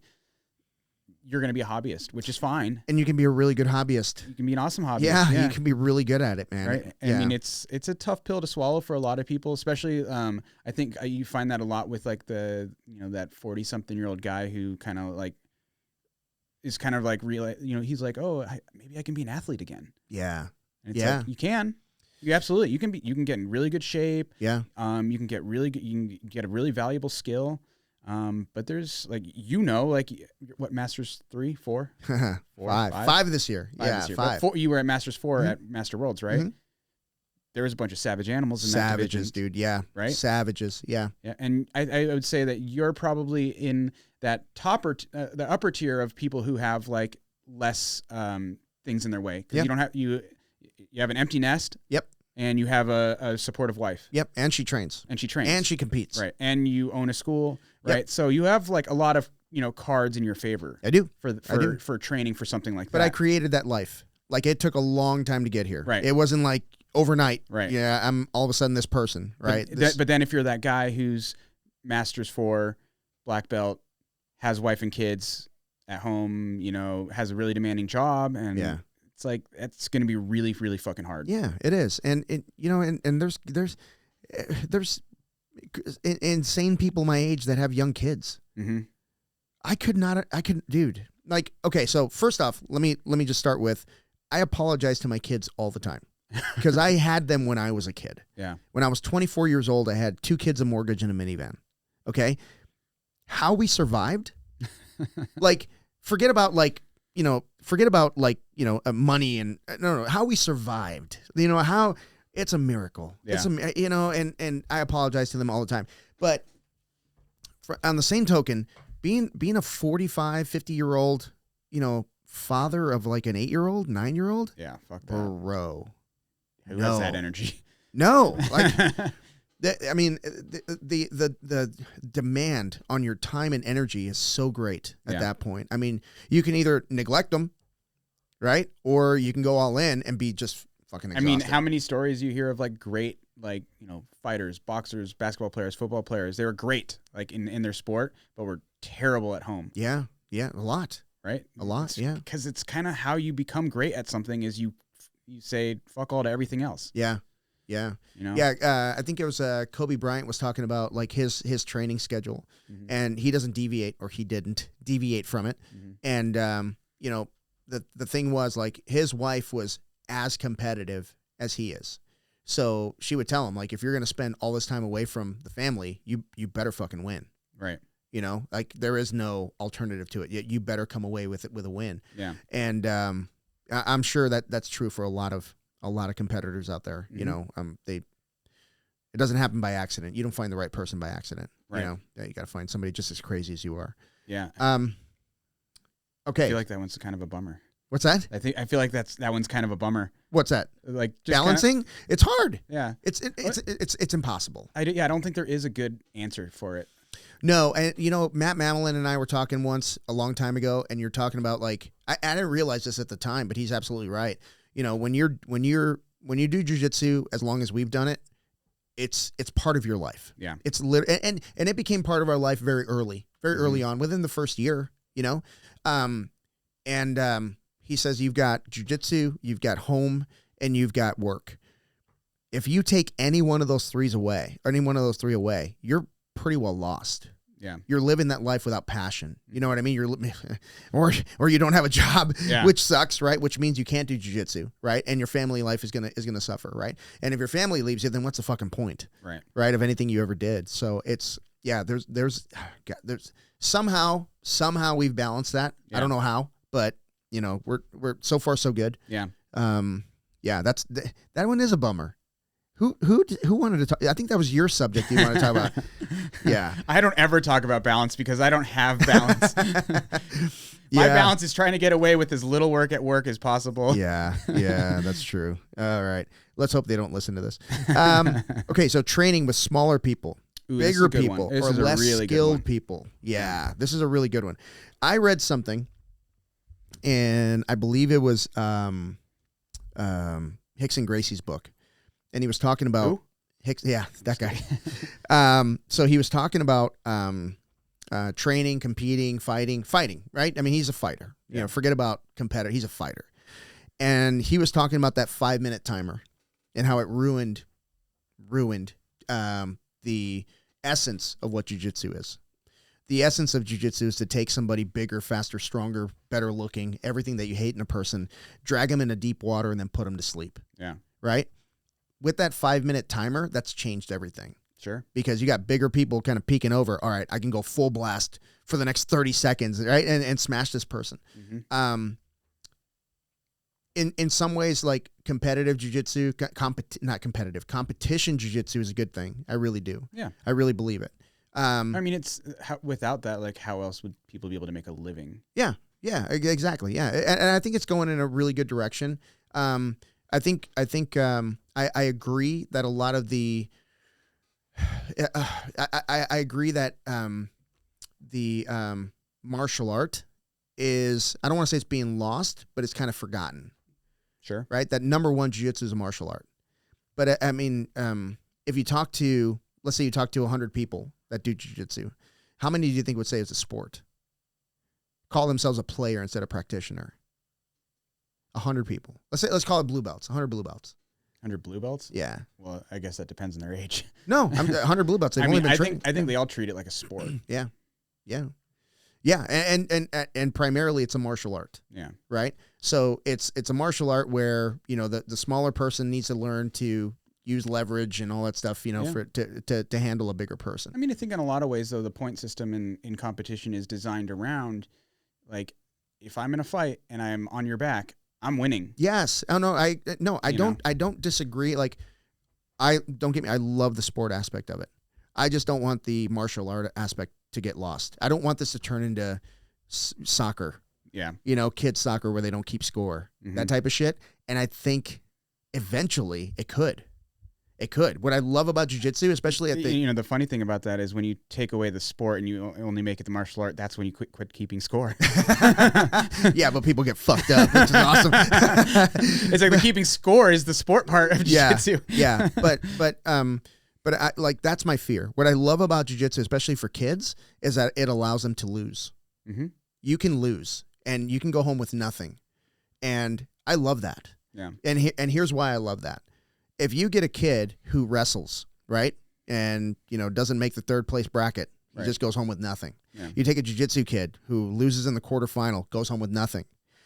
15 years from now, they're in a job interview against a kid that never kept score in soccer. They're going to chew that kid up and spit him out. That kid's parents, that kid's family did the jiu-jitsu and wrestling kids a favor by helicoptering them, I guess. Yeah. Right? By being that parent, like, oh no, we don't keep score. Yeah. No. You get bananas and you get a juice, right? Right. Anytime you go out, right, you get something, right? Everybody gets a trophy. You get a medal just because you showed up. No, in jiu-jitsu, you can and will lose. Yeah. And you'll go home with nothing. Oh, yeah. And there's nothing you can do but show up Monday. Wait. No. You always get a t-shirt. That's right. Aggro Eddie. Go to the aggro booth, get a hat, get a t-shirt. I have never left a tournament without my t-shirt. That's true. You do get a t-shirt. That's my $100 t-shirt. You do get a t-shirt, yes. But you know what I mean. Limited edition $100. Yeah. But anyway, I'm sorry, we got off subject. So training with smaller people. Let's talk about smaller people. Smaller people's the more important one. Yeah. I think in a lot of ways.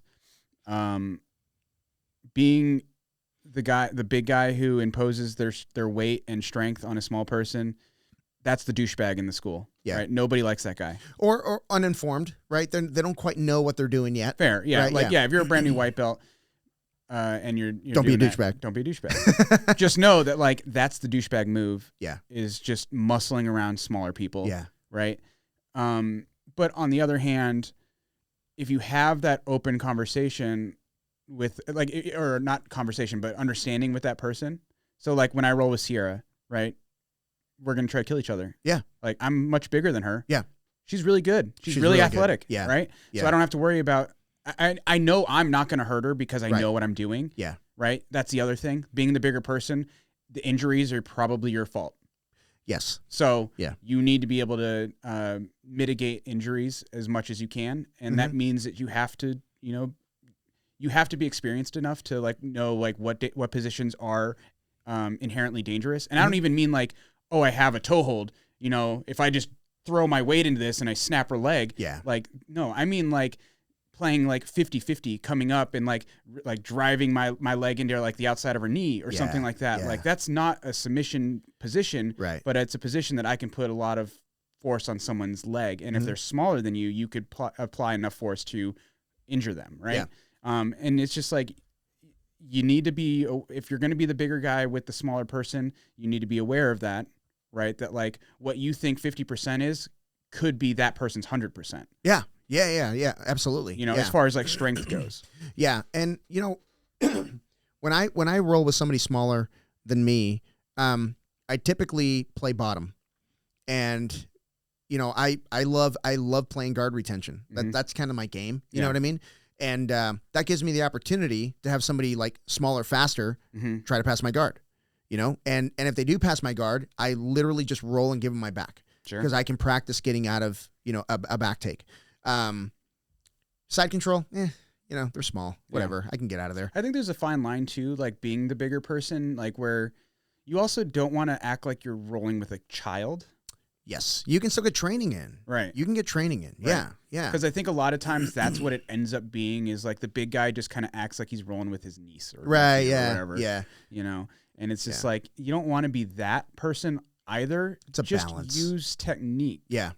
Without strength. Like, if you feel like, say like you're trying to get like, you're on their back and you're trying to get that, like that choke in, like if you're just choking them through their defense, because you could just, like they have their hand in, they're defending, and you're just like, cool, I'll just crush your hand into your neck. Yeah. Like you're not practicing technique. You're using strength, because you wouldn't be able to do that to someone your size. Yeah. Or if they have your back, you don't reach up and pull their head to strain their C-spine, so they give up their hooks. You know what I mean? That's probably the biggest douchebag move you could probably do. Yeah. And on the other side of the thing, like, I guess that's another one on there, like rolling with someone bigger. When you are the smaller person, when you get a big guy who's been using technique have to use strength, then you're like, yes.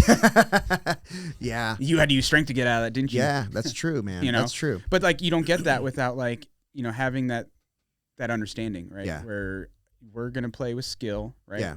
And not. But if it's somebody like not quite my weight, but as good or better skill level, it's 100%. Right. Like we're going 100%. Like right. I outweigh you by at least 6 pounds, and I don't go light. I don't go easy.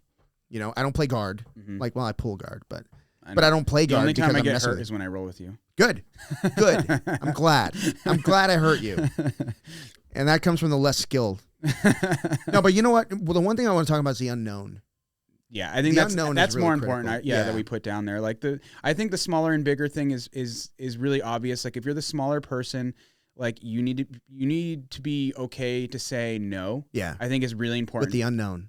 Or no, I'm just saying like I want to wrap those two up real quick. Okay, yeah. As a smaller athlete rolling against a bigger athlete, if you aren't comfortable rolling with someone bigger, like say you're like a white belt and like you're still learning to survive, you're not going to get anything out of rolling with that 200-pound guy that's, he's double your weight or whatever. Like you're not getting anything out of that. It's okay to be like, no, sorry, I don't know how to defend myself yet. And, that's a good conversation. That's a healthy conversation to have. Yeah. And then as the bigger guy in that situation, you need to put that ego away and realize that that's not personal. Right. Yeah. I mean, it is personal because you're personally bigger than they are. But well, I mean, you can always say like, hey, can we drill something? Yeah. When I've been injured a lot, and when I'm injured, like having somebody that just wants to drill is such a relief. Like, because I'm not taking away from their training. Maybe they don't have. Maybe there's an odd number, right? And I can still get in there and get something out of it. Yeah. Same thing. It's the exact same thing. I can't do anything, right? But I can drill a little bit. You know, so that's kind of nice. Like, don't be afraid to drill. You can't get a whole lot of drilling with a brand new person, but if somebody's like bigger, but they've been around for a little bit, maybe they got a blue belt on them. It's okay to drill. Yeah. But if you're the smaller and more skilled person, you're rolling with a big guy, like so like if I'm rolling with like a brand new like 250-pound white belt, I can't assume that he knows to protect me. Yeah. Right. Yeah. So, I mean, it is, we kind of started this off when you're the bigger person, it's your responsibility. Yeah. Until there's the skill gap. Right. Yeah.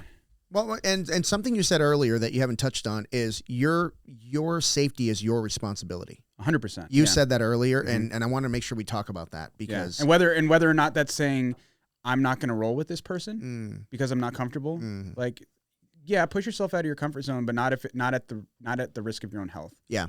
So if you were to get away from the sport aspect and go to the martial art aspect, the martial artist would say you need to practice against bigger people because you're not going to be able to choose who attacks you, in a real life situation. You can't say, I'm only 150, bro. You know what I mean? Like I enjoy whenever I go to That's when you buy a firearm.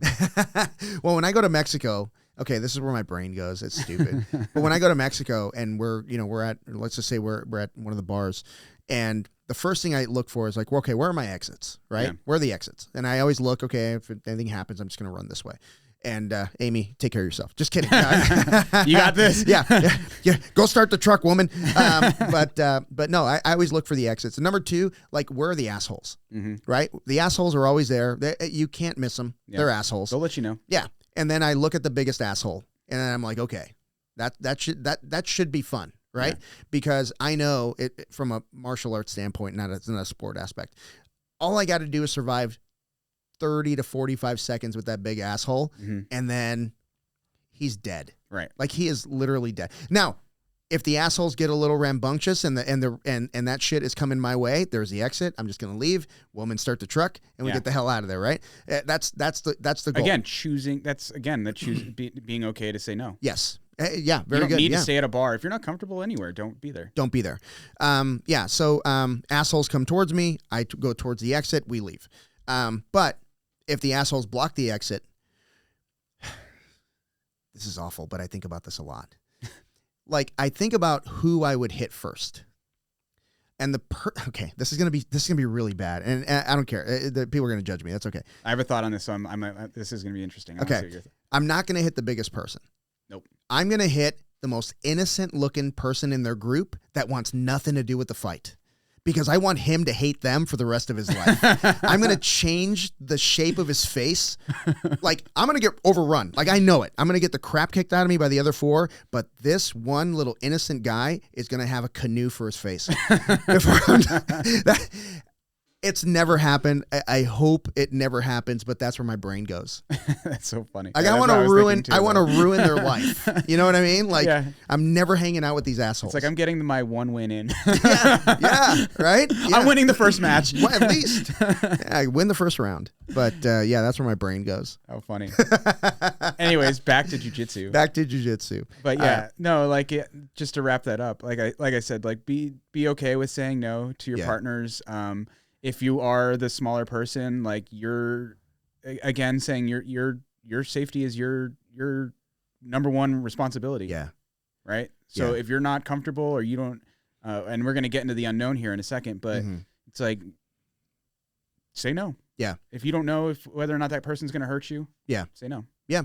Yeah. And, when you talk about like, saying no, there's a way to do it.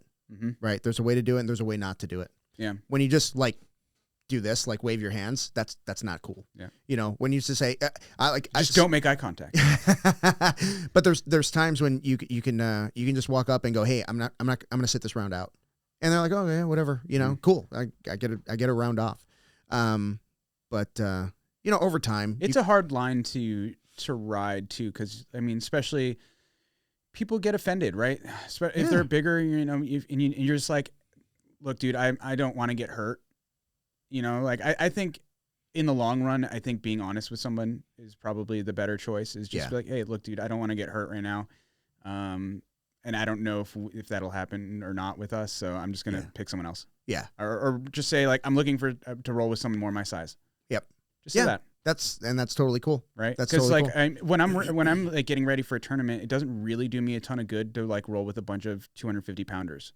Right, because I'm not going to fight those people at the tournament, and they roll different. No. Yeah, they roll different. I have to roll differently with them. Yeah. So that skill development or that practice is not as applicable. Yeah.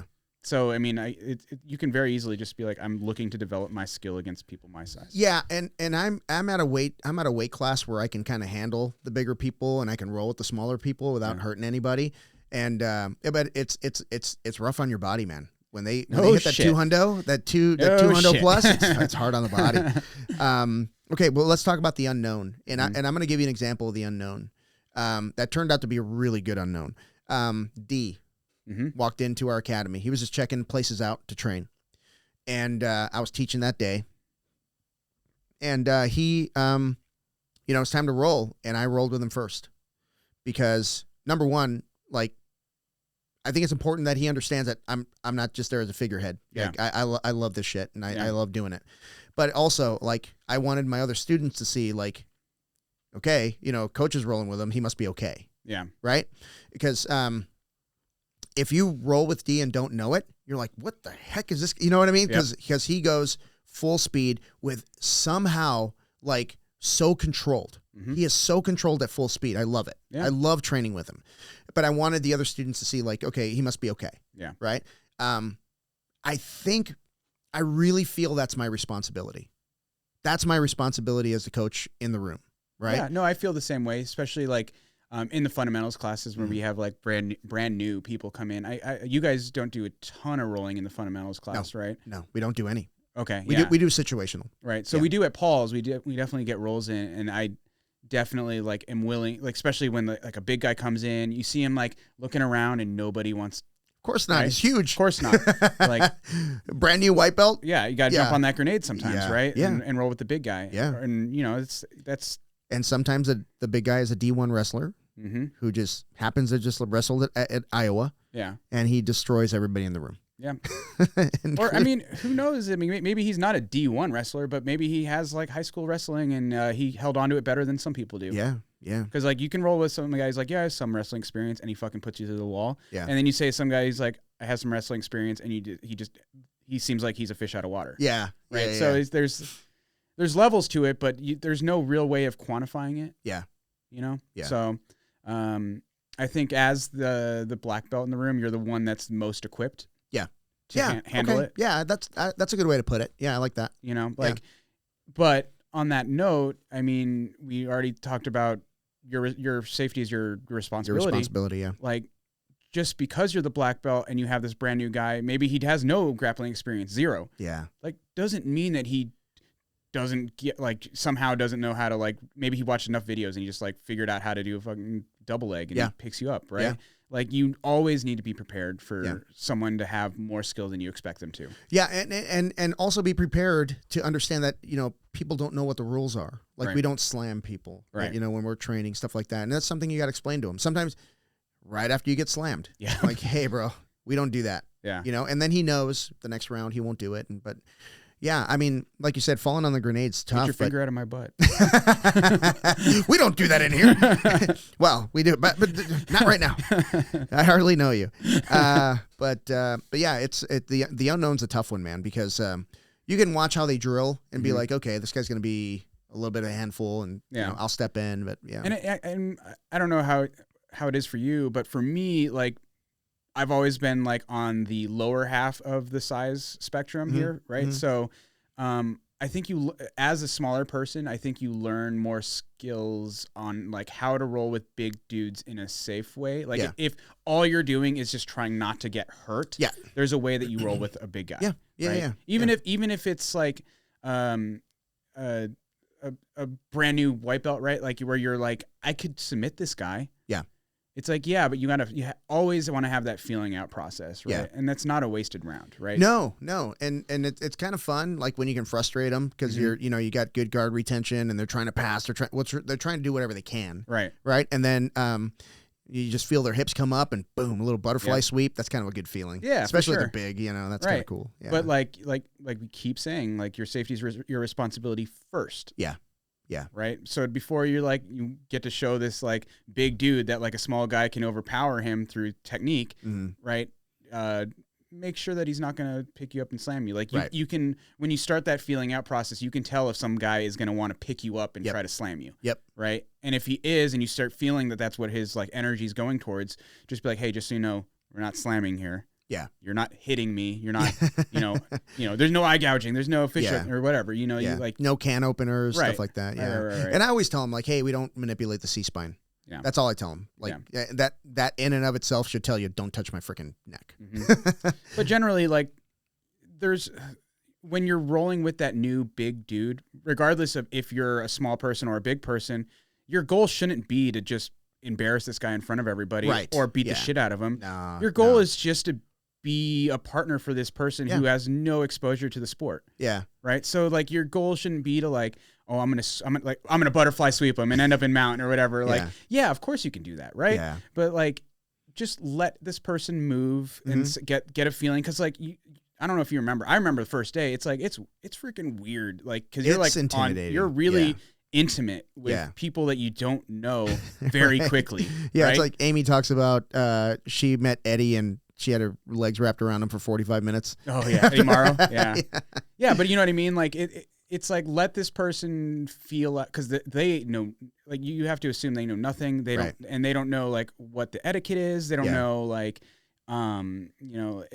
they're like how this is supposed to feel, right? Mm-hmm. So just be their kind of partner, and that's it. Like kind of like let them lead. Yeah, be the dance partner. Let them lead it. It's like I remember as a white belt rolling with Gerson, and it was a nightmare. But he'd always let me submit him at the end.